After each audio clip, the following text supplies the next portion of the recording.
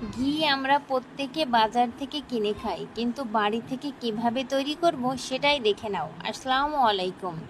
ঘি তৈরি করার মূল উপকরণ হচ্ছে দুধের স্বর, আর দুধের স্বর একদিনের স্বরে কিন্তু আমাদের হবে না। তাই আমরা 4 থেকে 5 দিনের স্বর আমি এক জায়গায় করেই তোমাদের সাথে শেয়ার করছি ভিডিওটা।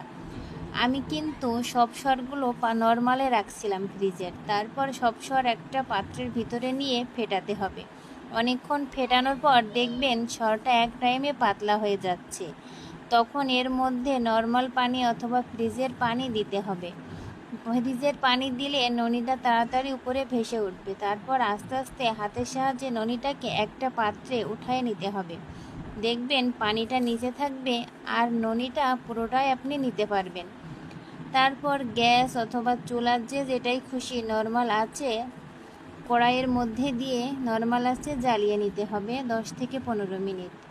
খাড়কির কালারটা বাদামি হয়ে আসা অবধি। খাড়কির কালারটা বাদামি হলে ভাববেন আপনার ঘিটা একদমই তৈরি হয়ে গেছে। তারপর ঘিটাকে একটা পাত্রে ভরে নিতে হবে। এভাবেই তৈরি হবে গাওয়া ঘি। আর আমার ভিডিওটা কেমন লাগলো অবশ্যই কমেন্ট বক্সে জানাবেন।